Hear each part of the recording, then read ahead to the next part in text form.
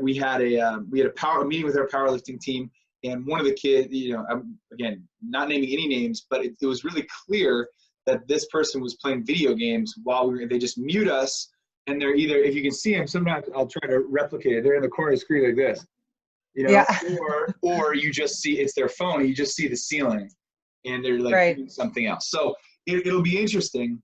Right now, I think to the kids' credit especially, they're just trying to get through this moment in time. Yeah. But we will get on the back end and have to reconsider a lot of things. And what were you saying? Talking about the well, it kind of makes me think of where people's minds are when we're talking just face to face, like, or when you're sitting in a meeting at school and so many people are on their laptops doing other things. I know you and I have talked about this in the past, but just like, are we almost developing our like an ADD, or like we do almost too much at one time and we're thinking about so much, that maybe this is a way that's more holding people accountable? Because, for instance, when I'm on a Zoom meeting with my 30 staff members, like everyone is engaged because we've set some rules. Like you have to mute yourself when you come on to prevent all those background side noises. Yeah. You have to be engaged looking at the person talking. So no one, to minimize all those other side tasks that you could maybe be like trying to get things done. That maybe this is going to kind of bring people back to really be present in the conversations. Ooh, that's interesting. Since this is holding us accountable, like I can see you're not looking, I can see you're doing video games. Well, and also I can see that I'm not looking.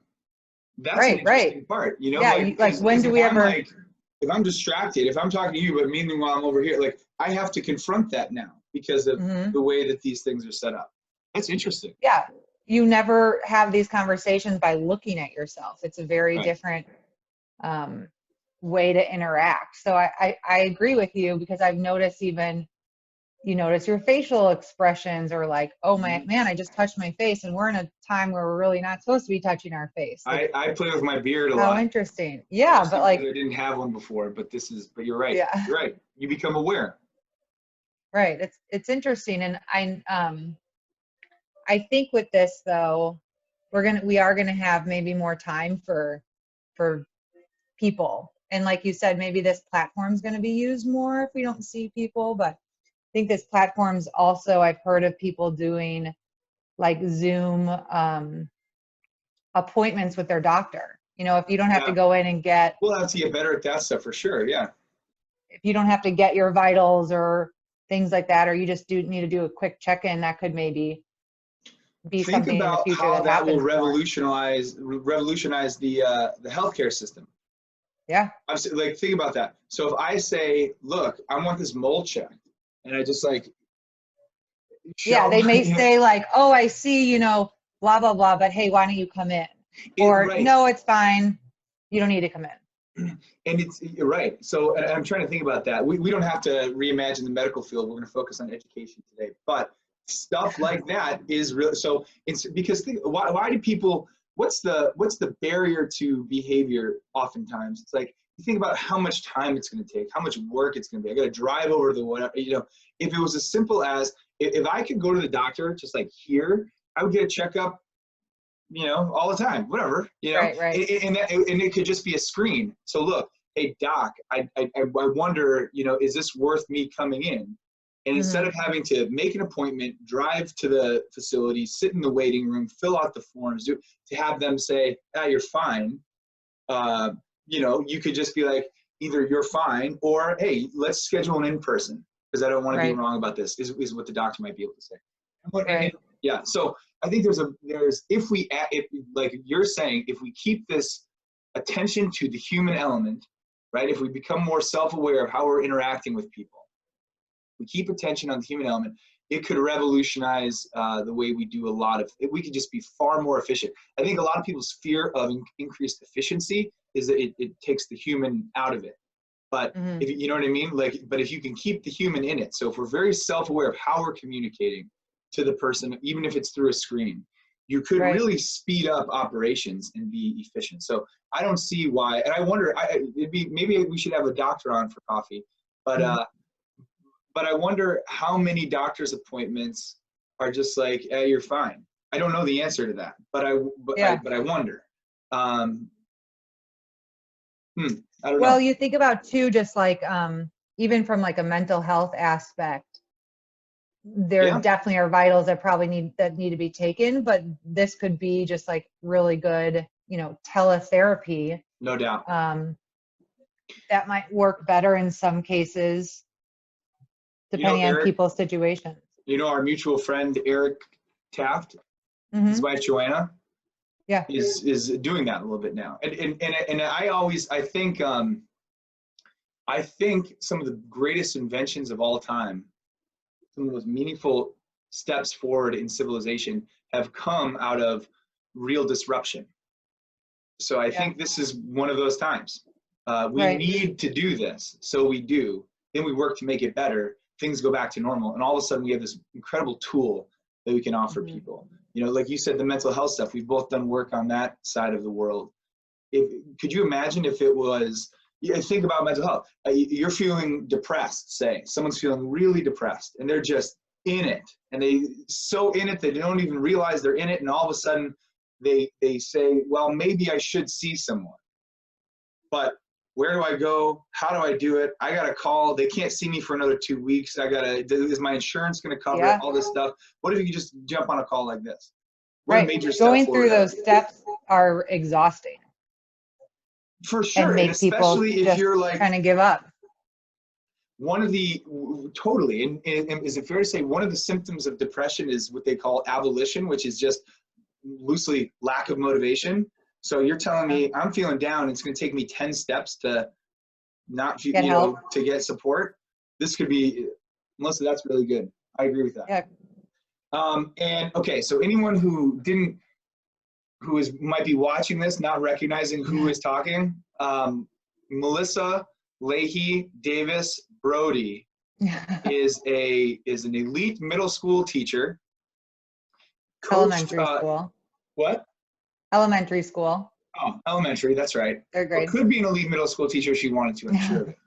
I thought didn't you teach fifth grade at one point? I did. Yeah, my last position was in fifth grade, actually. So you've been elementary and middle. Yeah, I've done K, kindergarten, second grade, third, and fifth. And it's funny though, because fifth is one of those grades that in some districts it's in the middle school. Right. And then, for instance, the school I was at, it was the last grade of their elementary school. Where you and I, when we went to Crow Island, it was still, fifth grade was still in the elementary building, yet now it's in a middle school building just because of capacity of the school. Right. The actual logistics of the space determine a lot of that. That's true. And then, so that all that is true. But you also coached at the high school level. We'll get into that. You played field hockey and softball in high school, and then you went to college to play both field hockey and softball, decided that you want some semblance of a social life, stuck to field hockey and at DePaul University, and went on to win a conference championship there in a story that we can or don't have to get into today, but you were the captain of that team that won a conference championship. So you've had a decorated athletic career. You're a very meaningful and important educator to people, and you are also my sister. So people should know that moving forward, that I'm not just being nice to, anyway. Also, quickly, I have a Gallery Cafe cup because I love the people at Gallery, but inside of it is InnKeepers coffee. So InnKeepers, Melissa, do you remember down in Galesburg by Knox College? One of the places that Mom would go, InnKeepers coffee. Remember that at all? I don't, but I know they love Galesburg. Mom and Dad love that town. And I know Dad in another life would have run for mayor there. But I love InnKeepers coffee when I'm there. Because this is coffee with a coach, give a shout out to a local coffee shop, please. What are you drinking today? So, it snowed here in April in Chicago. Yep. But I would have gone down on Southport. There's this new coffee shop called Bombtastic, and they've actually been open a bunch during Bombtastic. That's what it's called? I think so. I believe you. They're new, so I apologize if I'm saying their name wrong. No, it's good. But But the point is you like them. yeah, and they've been staying open for Like curbside takeout. pickup? Yeah, and they are just, I just really like, it feels like a small, welcoming cafe. Like they talk to you while they're making it, and it's kind of back to the basics of the enjoyment of going in and getting a coffee made. Totally. Not the conveyor belt of the take it and Right. go. Hey, it's Bombastic Cafe on Southport. And I do so, and they do so. They're doing curbside. You can pick up They're during still this time doing too. Good. curbside, yeah. Good. So we'll go I out know and walk gallery. sometimes and grab it. I love it. Well, hopefully soon. I haven't checked the weather report, but hopefully there'll be a time to walk over there soon. Yeah. Okay, so I want to know a little bit. Did you ever figure out your coaching record? So at a very close estimate, it was 120, 3, and 5. And just so everyone hears that, 100. So the stats are not exact, but it's a very reliable Very estimate. close. I looked back through a bunch of my, I coached for 8 years, so I tried to look back through, you know, there's roughly around 16 games a season. So yeah, looking back through, luckily I had written down notes, thank God for Google Drive that keeps them all. But at the end during our like award ceremony, I would always give some sort of speech that, so I looked through those stats. So 120 wins, 3 losses, 5 ties. Mm-hmm. So that's a really good coaching record. For how many of those games were you the head coach? All of them. Oh. So I was head coach of freshmen, and then I was head coach of JV. You didn't work with Steph on varsity at all? I didn't. You know, it's funny. Yeah, I guess I just assumed. I left coaching to pursue my master's. I was doing kind of like a dual master's, and it got a lot. So I made the decision to focus on getting my master's. I would love to go back to coaching one day. I do miss it. But that last year, Steph did approach me on, you know, possibly moving to varsity, which was like my dream forever. So one day. Yeah. I always tell Steph she's not going anywhere. Yeah. She'll be there forever. And for people who don't know, Stephanie Ikaza is she's won multiple state championships. I assume there's a high school field hockey Hall of Fame. She'll be in it without a doubt. Mm-hmm. She just won Coach of the Year last year, which is not her first time, but right. And a mentor of yours for sure. Mm-hmm. Definitely. Right. So that's amazing though. So well, congrats on that absurdly good record. I'm actually making a note of that. 123 and 5. That's pretty good. And I'll tell you this, and this is true. We'll talk about your coaching, and then we'll talk about how it transfers to your classroom. As someone who has seen you as a player, a coach, and more often than anything else as a human being, I think you had this. You're gonna, don't blush, but I think you have a really good. Not really good. I think you have an incredible knack for being like a caring human being first. And the reason that I think that's meaningful is because whenever the kids that you work with love you, like almost universally, right? There's exceptions probably out there, but I would be surprised to hear them. But the kids that you work with, the athletes that you work with, they all love you still. And it's because you were so good to them as people first, that you considered, you have great, I think, great empathy. You always consider the person that you're in the situation with, you know, almost to a fault. You know, we've talked about that before. It probably comes from our mom. But you're highly considerate of the other people in the situation. There's not a doubt in my mind that every time you took the field with those field hockey players, that you wanted them not only to get better, but to enjoy their experience, to get along with each other, essentially to have all the good things that came along with your own athletic career, I would assume. And the reason I want to highlight that is because, and I hope people hear this, it's because, you know, sometimes you pass that off as soft. Well, I don't think of you as a soft coach. And I've seen you in your classroom too. Like, you hold a very strong line. There are clear expectations. And what's special, what gets you to a 123-5 record is the blend of those things. Yeah. That's what I would imagine. Do you think that I'm close to being accurate there? I do. I think that it's so important.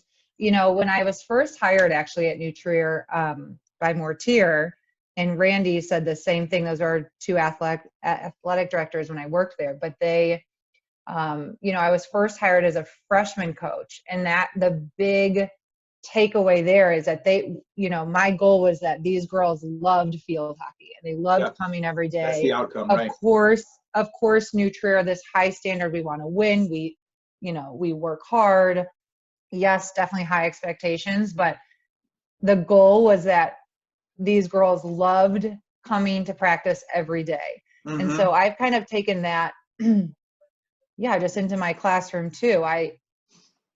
The whole, you know, the big term right now is SEL, social emotional learning, but I just think that's common sense. You know, it's funny because same with the classroom, you want the kids to love coming to school every day. And when they do school practice, that is when they are open to learning, making themselves better, listening, you know, being able to absorb what you're trying to teach them.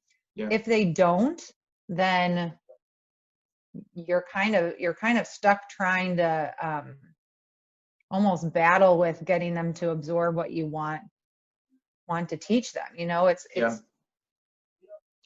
so important that totally. I think of it trying to get them to absorb. I think of it as like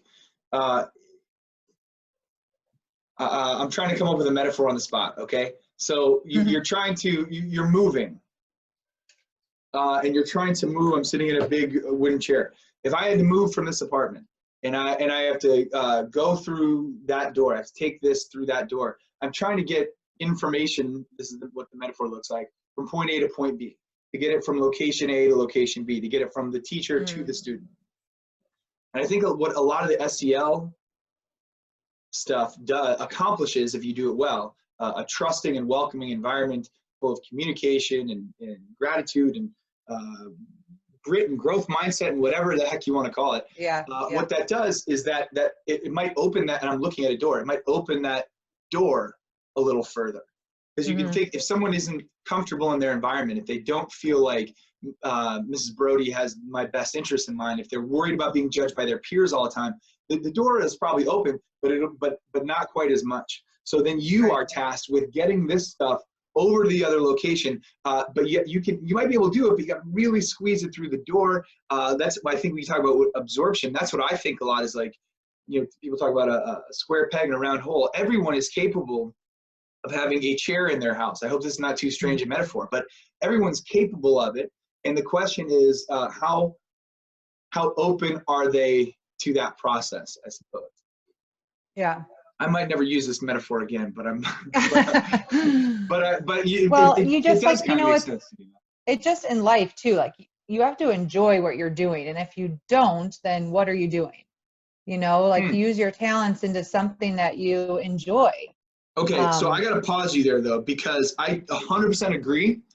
And where's the line in your mind? Because I think you do it really well, and I don't know if it's intentional or not, but I'm sure it's intentional.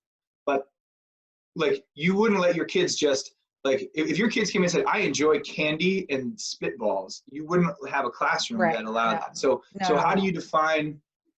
Well, under like the stipulations of a school, you know, like you said, like clear expectations, setting rules, setting routines, you know, they know what is right and wrong. You know, being a community of in a classroom, being like a fellow peer, being respectful is something that we always talk about. But with that, I'm always thinking, like, how am I going to make this engaging? How am I going to make this fun for the kids, you know, in that realm of still being in school and being respectful.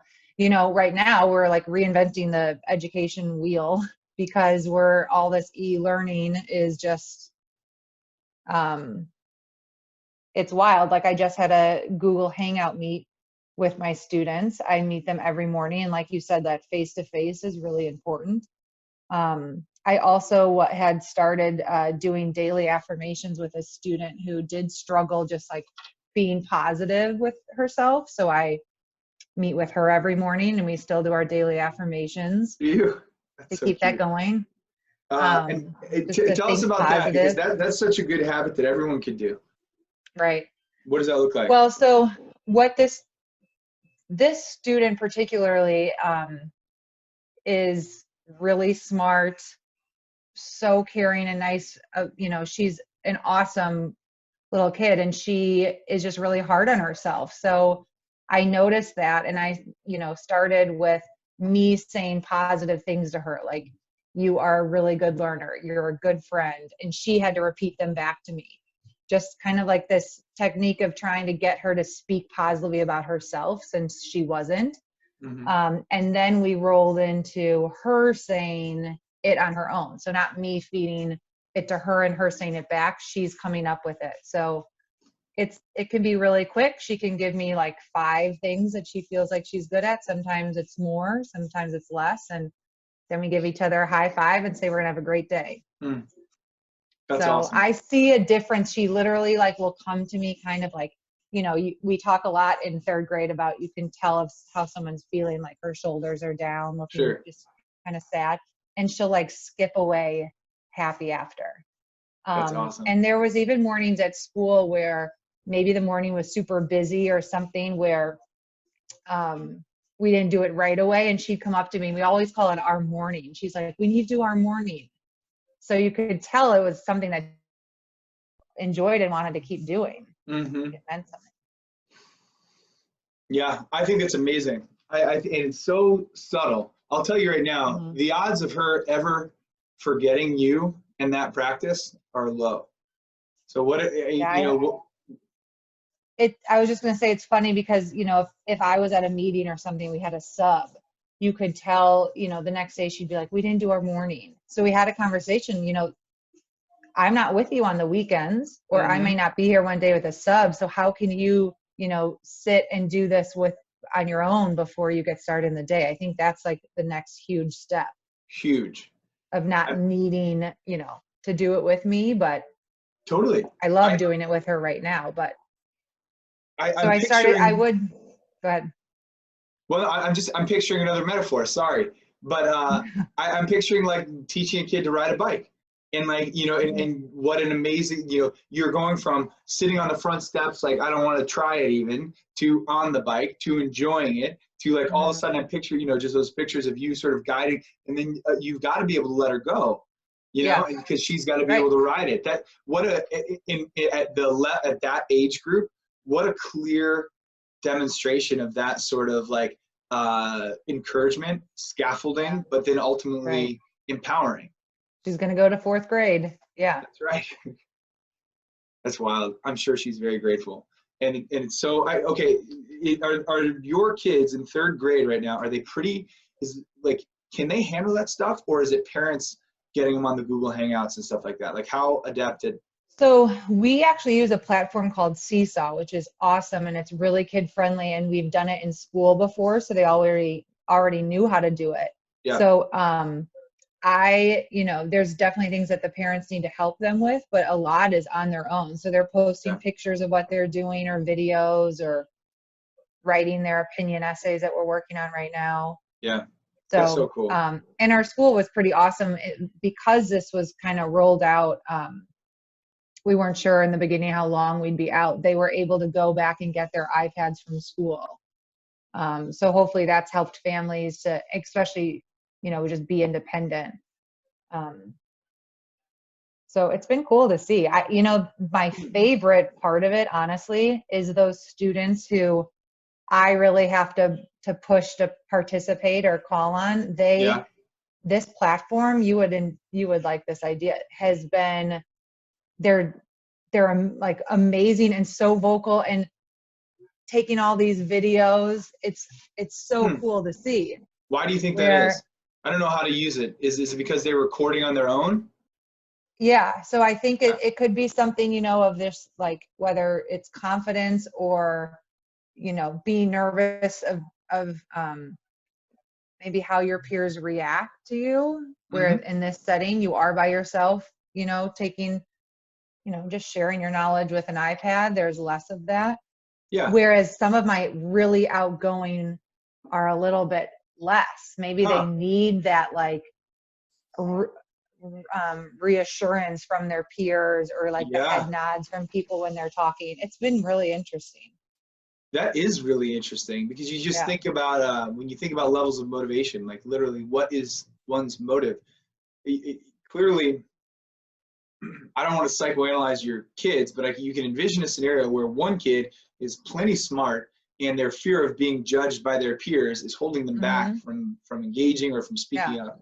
You'd have another kid who is they can be smart or not smart or whatever. So I'm sure plenty smart, all the ones that you work with at least, but they are really fueled by, just like you said, the peer engagement. So Yeah. where student A might be afraid of it, and that's sort of inhibiting their ability to get their ideas across. Student B is fueled by it, and now that fuel has sort of changed. So again, this whole thing, and I've had a lot of conversations about this, there is no good or bad. It's not like one of those kids, there's no good or bad or right or wrong per se. Right. But there is just it's like we're modern cartographers. We are mapping this new virtual landscape. And Mm-hmm. think about that. There's gonna be essays on, like the mobile classroom. There's going to be essays on the engagement via, remote engagement, how to keep people active, Right. engaged remotely. Anyway. Yeah. You know, like I said, we use Seesaw in school, but a lot of it is to document and share with parents, because they're on Mm-hmm. that platform too. So the kids can share what they did or something they were excited about, or a science experiment. But I also think I started it because it's such a good tool when the parent picks up their kid from school or comes home from work and says, "What did you do today?" A lot of kids would say nothing. Yeah. So it's for the parents too to be like, "Oh, I saw your, Waterwheel you created. Tell me about that." Right. So it's been really interesting because it makes me, next year I want to use this platform in the same way, but even more, because I've had to do some like mini lessons. We just started divisions with remainders, and that is, our big focus is, what do you do with that remainder? So more thinking about real life situations.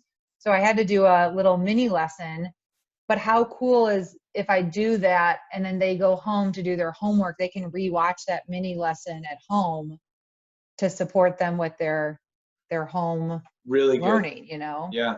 Really, really So good. there are a lot of cool benefits that will come out of this. That is interesting, because there'll be a lot of things to consider, but I can certainly remember that from back in the day. Like, of course, if 30 third graders all hear you say the same thing, by the time they sit at their kitchen table to do their homework, they're like, I thought she said you do that. You know what I mean? You can just double back. You can check. Mm-hmm. That's interesting. That's really interesting. Yeah. So it has potential to streamline a lot of communication. I'm envisioning a scenario. I don't want to go too far with this, but I'm picturing 30 kids all hear you say one thing. They each take that information to their own kitchen tables. Say they each come across the same difficult problem, and they say, "Mom or Dad or whoever, can you come help me with it?" And the parent doesn't really know. And each kid says their own version of, "Well, Mrs. Brody said blank," and then the parent has their own interpretation of, "Well, Mrs. Brody's wrong," or "Mrs. Brody's right," or whatever. There's so many, the variations sort of ripple out in this way that none of it's really reflective of what you said or how you said it, to now have this tool to just be able to say, "Oh, well, let me go listen to the lesson again." Yeah, just like a quick short version of it. Well, because then that brings me back to the kid who's motivated by peer interactions. Maybe he wasn't listening very well to that lesson. 100%.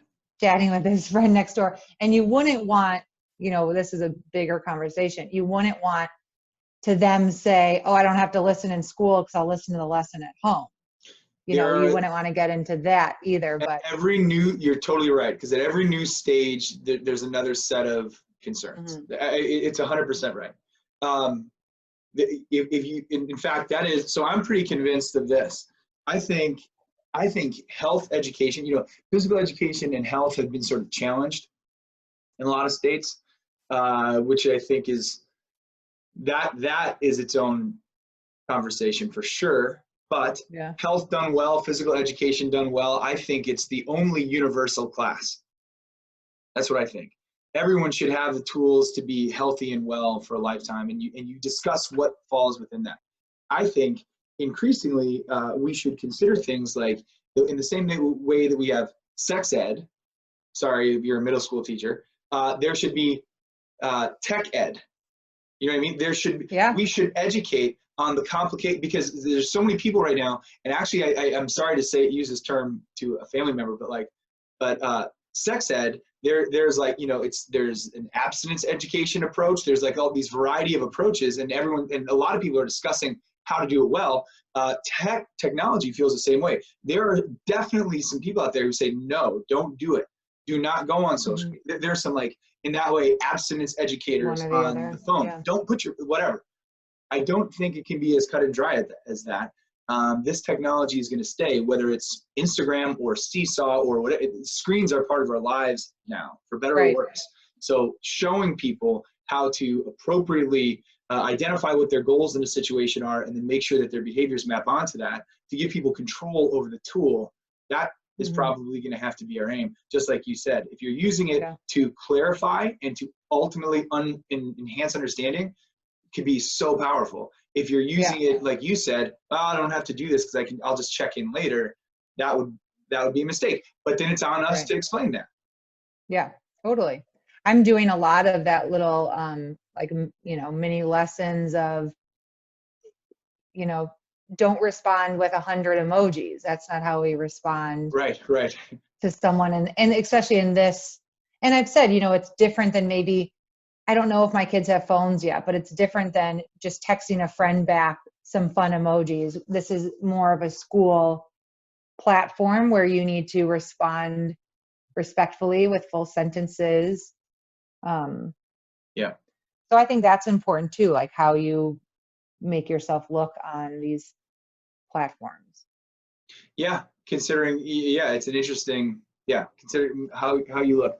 Because you want people to be self-aware, not self-conscious. When you say consider how you look, you want people to be self-conscious, but you want them to be self-aware. I actually remember that when I did some student teaching at Mather High School. Shoot, I shouldn't have named it. I'm going to leave it right there, and I'm not going to say anything more except for that I'm grateful for the opportunity. But we'll come back to this later, and I'll say that broadly, I have seen people before who have, you know, you'll get a response. Like, I was in an art class, and you were supposed to write a response to an art, a painting. And to see people's mini essays include things like LOL and no punctuation, it was really sort of a funny moment in time. Well, because it is interesting when, that, like, I've noticed that just as a teacher, when I teach writing, you know, it's different. The proper way to write is different than how people text these days. And a lot of times when you said our world is, you know, these screens and technology, you have to teach the difference. Yeah, it's true. All writing is not created equal, right? You know, this is going to get too big, but using these representations of phonemes, which create larger concepts and ideas, like, you know, that's like saying all exercise is created equal. You know, walking around the block is different than doing 2 push-ups, which is different than yoga, which is different than whatever. So we have to be nuanced and differentiated with all these things. Anyway, okay, so one of the big things. Explicit teaching. What's that? Just explicit teaching. Yeah, you got to be explicit. That's exactly right. Yeah. Explicit and intentional, 100%. You, how much do you think your coaching influenced the way that you approach the classroom? I think a lot. I'm not very, you know, I'm laughing because I'm thinking about, like, sitting in morning meetings. I feel like sometimes I can get off on a tangent in a way. Like, sometimes my kids kind of laugh at me because we'll go late into to start math class or something. I'm sure they love it because they keep asking me questions, but I always relate things back to sports. I always say, you know, I'm trying to think of an example, but like a big focus in my class is mistakes are expected, corrected, and hold on, respected, corrected, accepted. Mm-hmm. And, you know, I relate that back to, you know, I could use an example of losing a game, how much that teaches your team about what you need to do for the next time. I think that sometimes it really helps those who play sports. I know not all students play Right. sports, so we also talk about, you know, what it's like to play an instrument. And, you know, it's not easy the first time you pick up an instrument. You're not supposed to know how to do it right away. So I don't know. I just talk a lot about that with practice too. Like, it can get uncomfortable to work hard. It could get, you know, that challenge how good it is for us to never give up. Well, I totally agree. And you know what also is interesting, what a metaphor that we use a lot is just the word fitness. So like you think about, and this goes, it obviously applies to the students and the way that you're talking about. I think a lot of, because we, you know, not only in my day job, but also at the Good Athlete Project, we do a lot of professional development these days. Mm-hmm. And I think a lot of, it's just true, a lot of professionals are working hard to do their jobs well, to be good to kids, to be good to themselves, to be good to their families, whatever the situation might be. And sometimes it feels like professional development is more work for them. I have to learn new strategies. I have to learn, you know, this is just more work. Right, yeah. And the way we sort of reassure people, or try to, is using the metaphor of the body. Like, you know, like it's a fitness. Being intentional is a fitness. You know, being adaptable is a fitness. It is hard at first and it gets easier, but only if you do it continually and you listen to sort of these feedback loops that you're talking about. It's like running a mile. It's like the first time you run a mile, brutal. Yeah. At least in my case. Yeah. But then if you do it consistently and thoughtfully and recover well, and the next time it's not quite as bad. And then pretty soon you're running the same mile, just a little faster. Then you're running 2 miles and you kind of enjoy it, you know, and it just builds like that. It's actually, it all refers back to a principle of the body, which I try to make parallel to the principles of the mind, the SAID principle, SAID, specific adaptation to imposed demand. And it's like, if you know, your body adapts, like you said, when it gets hard, it adapts to meet the demands imposed on it. That, you know, it's an incredible machine if you think about it that way. It's like, if I challenge this thing to run a mile and it feels stress, it just starts the process to adapt to be able to run the mile the next time. It's amazing. You don't have to tell it to you. It's just amazing. Yeah, it is. And that brings me to this story that you don't have to tell. You can or can opt out of, but that makes me think of, we just talked about this the other day, your pursuit of running a half marathon and what that looked like, and why you ran the half marathon. Is that something you feel comfortable talking about, or no? Yeah. So do you want me to just give the backstory, my senior year? Yeah, let's do that, and then we'll get to and we'll lead that in just chronologically. Yeah, so it was actually during my field hockey season of my senior year of college. I, long story short, wound up in the hospital with a staph infection on my heart valve. And what that did was start shutting down all my organs. So pause right there. I'm okay now. We got to pause. That's a big statement you just made. You just dropped it. So again, I want to picture someone who hasn't heard this before. So can I give just a touch of backstory? This is you were captain of your high school softball team, an all-state field hockey player, and I literally remember where I was when I found that out. I was on campus at Knox College. It was strangely one of the most meaningful days in my time at Knox College. I was so crazy proud to know you. It's true. And then and very fit, and got this opportunity to play in college. You had, and this is some of the stuff that you would leave out because you're too humble. like I said at the beginning, had the opportunity to play 2 sports, opted into what turned out to be your favorite of the 2 was field hockey, I believe was your favorite of the 2, Yeah. obviously. Yeah, And then, it just yeah. to stop at that point, field hockey definitely obviously what ended up being my choice, but a big reason I didn't D3 was amazing, and my coaches were so supportive of doing 2 sports, but I'm not sure if D1 schools are like this or D2, but we had a fall season, like a mini season of softball before our spring season of the actual league. And then for field hockey, it's obviously a fall sport, but then there would be a mini spring season. And, you know, the loyal person I am, I hated missing those mini seasons, even though they weren't like the actual, you know, season for our sport. I did not, and the coaches were really supportive. They didn't mind, but I just wanted to, I feel like I was committed to one. That is very you. And it's understandable. Yeah, you wouldn't want to. It was a hard decision, but yeah, I think that's thoughtful, because I'm sure the coaches were accommodating, but you also know that especially if had you advanced in your career at both sports, you know, they would have wanted you for fall ball if they thought they were about to have a good team in the spring, and vice versa. Right.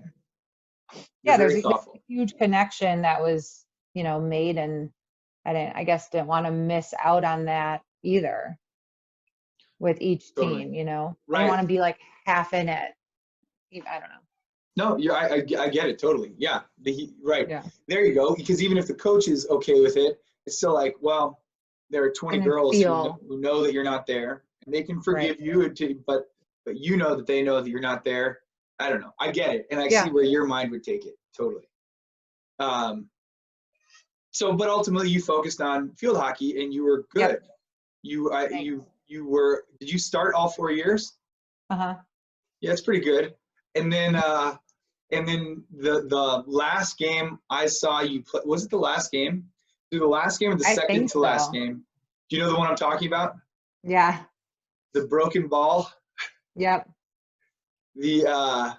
So were you playing? I think you were playing Rhodes. Gosh, I don't know. You would remember that better, probably. I think it was Rhodes,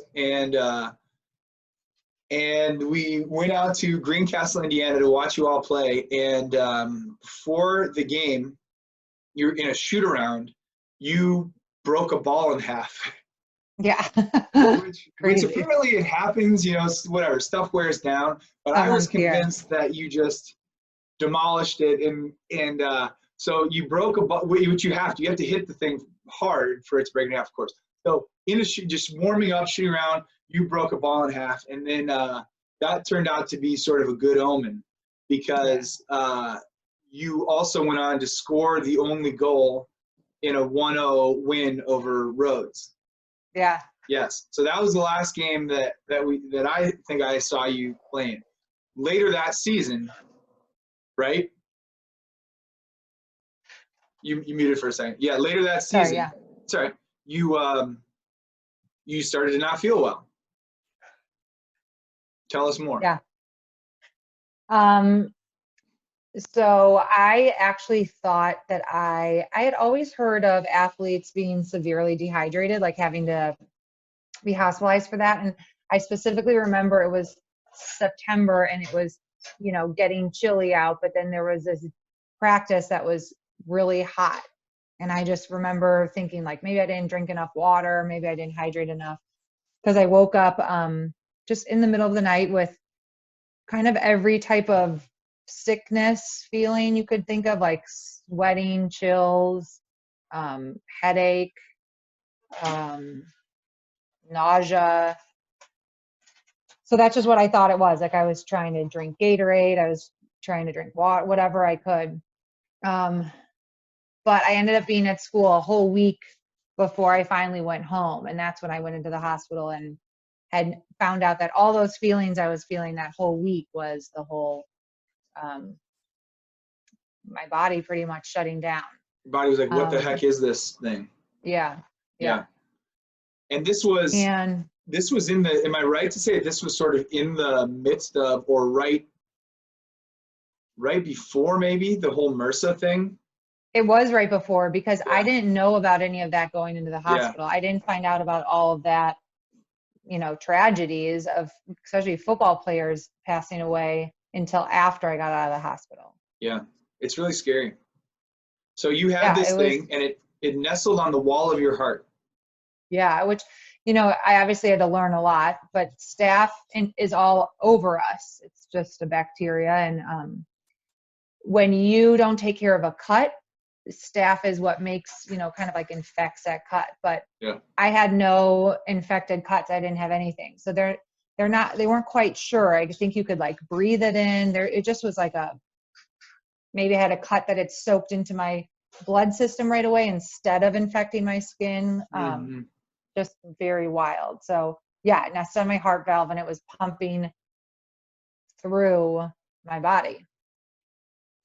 Ugh. So It was a big deal. And it was, yes. I don't know how much we give away on this conversation or how, because the truth is I get choked up thinking about it every time still. Mm-hmm. So, but it was on an out valve and essentially wrecking your respiratory system. It was spraying into your lungs, right? Yep. And I had bilateral pneumonia on top of it. severe, right? Yeah. How much fluid was in your lungs? Like 20 pounds of fluid, they said. In your lungs. Yeah. And it got So I had to sit up. If you remember, I couldn't lay down. It was too much pressure. So I would be sitting, like in the ICU, I was just sitting up the whole time. In the bed, obviously the bed was. Right. So you were in a tough spot. And we can probably fast forward to a little bit. If people want more, they can reach out to you. That's okay. Just for the sake of my day, I want to make sure that I have a positive day. But it wasn't. But it wasn't. It wasn't. Well, a happy from moment. that. Well, yeah, and from that, I had amazing doctors. It was pretty wild. I had like a doctor for every organ and an infectious disease doctor, and I just remember the end when I started like saying goodbye to each doctor. That was a good thing that they were getting off my case. But one of the biggest things, like they said, side effects at the end were all this scar tissue on my lungs. Yeah. And that I wouldn't be able to be the athlete I was. Thank God I was in the shape I was. Thank goodness I was in the season, because, being healthy definitely helped me, through it. Yeah. But I said, because of all the scar tissue on my lungs, I would not be able to do what I, we're used to. could have. Yeah. Yeah. So my recovery after that, I didn't have to learn to walk again, but I don't know if it was the breath or just the muscles that I lost, but it was hard to walk. How long were you in a bed? I was in the hospital for 4 weeks. About a week in intensive care, and then a few more weeks after that, at least. In the cardiac floor. Yeah. I think it was. So a little bit of both, probably. Your muscles weren't working. Yeah. So I slowly just every day tried to walk further and further, and then I was home the rest of that fall of my senior year. So I remember getting up to just like walking an hour a day, and I played field hockey my whole life, and I didn't mind sprinting or doing those workouts, but I never liked long distance. It just was stressful because you always wanted to do better, but it was I would rather be sprinting than doing long distance. So right.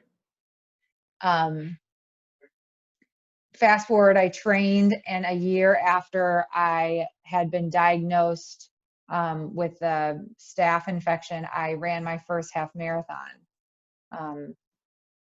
So it was a pretty amazing year. It's an enormous accomplishment. A feat that, I think it's a big accomplishment for a lot of people, but my doctor never thought I would be able to do that. She was shocked. So that was So exciting. yeah, and I just have to include this. You're telling it matter of factly, and you're honest, and I know, as someone who was there through it, like this could be like an ESPN 30 for 30 as far as I'm concerned, because it's like, I got this. I was in intensive care. A year later, I'm running a half marathon, something that I never thought I would do, even when I was healthy. Like, that's Right. exceptional. But what goes into what I hope you're able to share with your kids, and I'm sure you have in your own way, explicitly or not, is just what that takes. Because okay, so you're in the hospital for a month, and then it's not like you just really jumped into it. You had a PICC line in. You were giving yourself intravenous. What was it? Medicine. Yes. Antibiotic. It was some sort, yeah, but it was a specific thing, because another compounding factor in this story is that you are allergic to penicillin. So you've got this thing. You were in the story of, yeah. Well, in the story of all this, they were, if I'm not mistaken, a night away, a day away from having to essentially perform open heart surgery and cut the staph infection out of your heart, which would have been a tough experience, even tougher experience.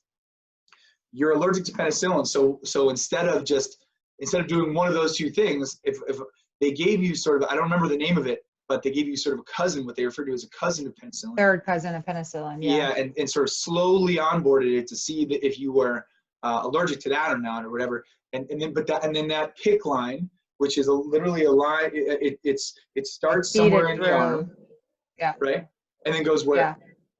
I still have a little scar. It literally went straight onto the site. So they wanted the antibiotic to literally pump through and go straight to the staph infection on my valve. And the site, you say it like, meaning this thing ended in your heart.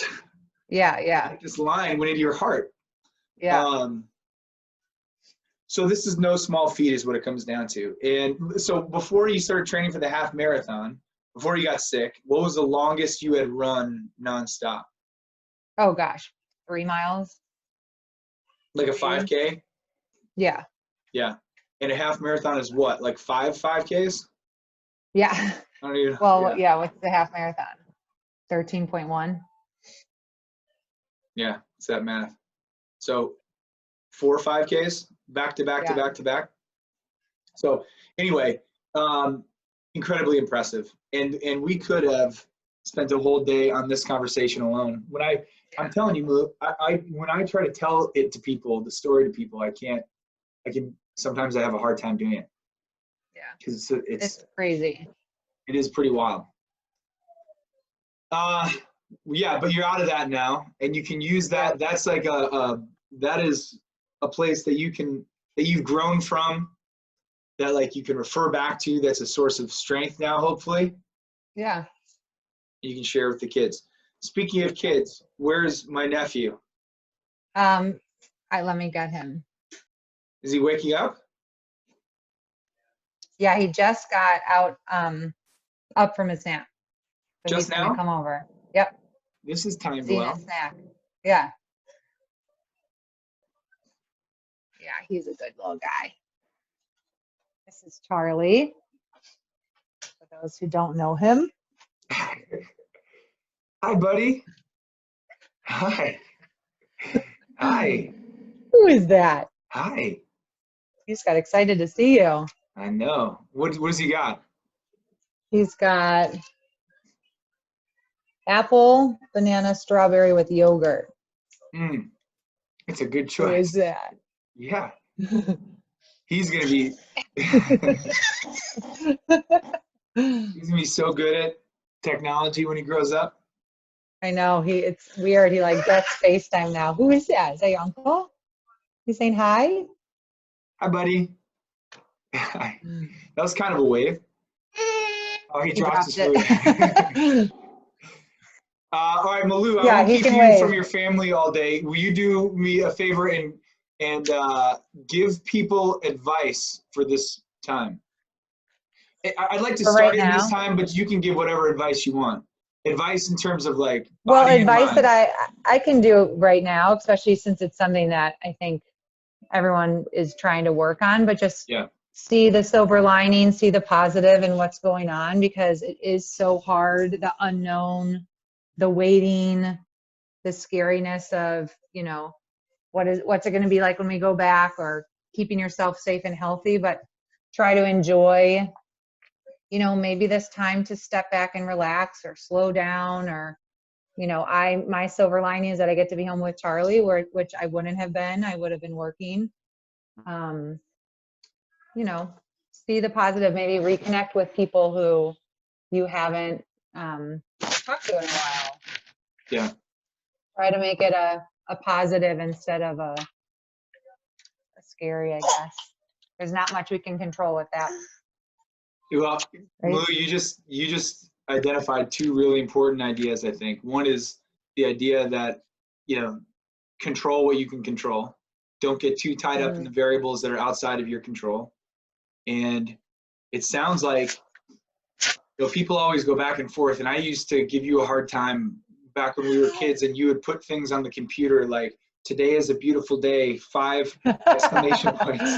So Yeah. it's not even saying like be overly flowery necessarily, but you do sort of have a choice regarding how you see this time, how you approach this time. It's probably easier when you have a cute little baby around to be grateful about it, but you know what? Not everyone feels that way. Some people think, well, I got to take care of a baby all day now. Right. You know? So it really, perspective, there are a lot of things that influence perspective, but when you come to like this is how I'm going to see the world sort of place, ultimately that's your choice. Yeah. Easier said than done in certain cases, but definitely up to you. I agree. What else are you and Brody? How are you guys doing over there? Are you doing anything physically too? I know you're cooking a lot of home cooked meals. We're trying to, because that's the other thing. Like, as an educator, I never sit this much, and I have to be, you know, at my computer ready to respond to my students and give them feedback, just like I would in the classroom. Yeah. So You have an active kid. I've been trying to move and do things or sit in different ways, or hold on, took my thing out. It's all right. You know, Jim's working too, though, so passing this guy back and forth. We try to go on walks every day. Are you guys going on walks and stuff? Yeah, we've been doing an exercise every day of 100 sit-ups, curls. Charlie's got 50, the microphone part right now. Oh, can you not hear me? I thought you do 100 something. 100 sit-ups, crunches, 50 squat lunges, and 25 push-ups. Oh, every day? Something to get the blood flowing. Yeah, every day. Yeah. Oops. All right. Well, I'm going to let you go. You've got your hands full, literally. But I think that's good advice. I hear what you're saying.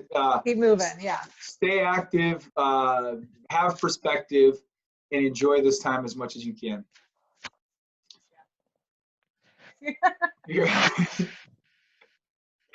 All right. This is how I hear you. Can you hear me? Okay. All right. Yeah. I will let you go. I love you. I love you all. Love you too. Thank you. I hope you have a great day. Thanks for all the work you're doing, Malou. You too. Say bye. Bye, guys. Bye-bye. Bye, Charlie. Bye, guys. All right. Bye. See ya. Bye.